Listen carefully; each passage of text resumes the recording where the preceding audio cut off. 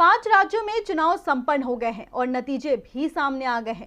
लेकिन जो नतीजे सामने आए हैं उन्होंने सबको चौंका दिया है, जिसके बाद एक बार फिर बीजेपी शक के घेरे में खड़ी हो गई है और विपक्ष मुखर हो गया है।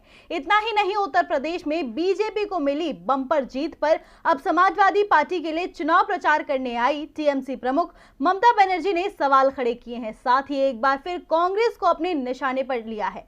क्या कुछ कहना है ममता बनर्जी का, आइए देखते हैं। 2022 उत्तर प्रदेश चुनाव के लिए प्रचार कर रहे अखिलेश यादव की रैलियों में भारी भीड़ और पार्टी का कई छोटे दलों से समर्थन को देखकर ये माना जा रहा था कि 22 में बाइसिकल ही आने वाली है, लेकिन नतीजों ने सभी को हैरान कर दिया, जिसके बाद विपक्ष ने बीजेपी पर गंभीर आरोप लगाना भी शुरू कर दिया। हालांकि अखिलेश यादव ने 2017 के मुकाबले ज्यादा सीटें मिलने पर जनता का धन्यवाद भी किया, लेकिन कहीं न कहीं ये सपा के लिए बड़ा झटका साबित हुआ।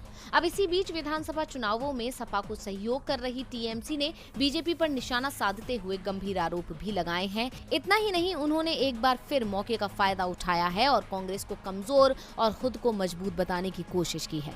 गौर करने वाली बात है कि ममता बीजेपी के नहीं बल्कि कांग्रेस के खिलाफ माहौल बनाती नजर आ रही हैं।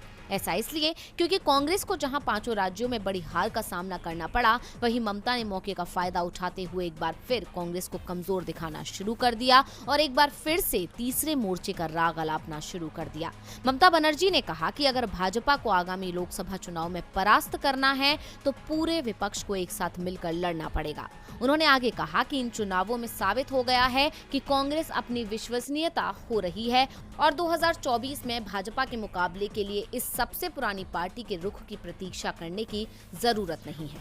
जो राजनीतिक दल भाजपा से लड़ना चाहते हैं उन्हें एक साथ आना चाहिए। कांग्रेस अपनी विश्वसनीयता खो रही है, हम कांग्रेस पर निर्भर नहीं रह सकते।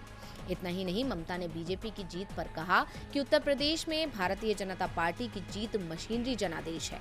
अखिलेश यादव को जबरन हराया गया है। सपा मुखिया को इस जनादेश को चुनौती देनी चाहिए। तृणमूल कांग्रेस प्रमुख ने ईवीएम की फोरेंसिक जांच कराने की भी मांग की है। अब अखिलेश ममता की सलाह पर क्या एक्शन लेते हैं ये तो देखना होगा, लेकिन ममता के बयानों से साफ है कि कांग्रेस को नुकसान कोई और नहीं बल्कि टीएमसी पहुंचा रही है। ऐसे में कांग्रेस कैसे खुद को मजबूत करती है, ये आज एक बहुत बड़ा सवाल बन चुका है।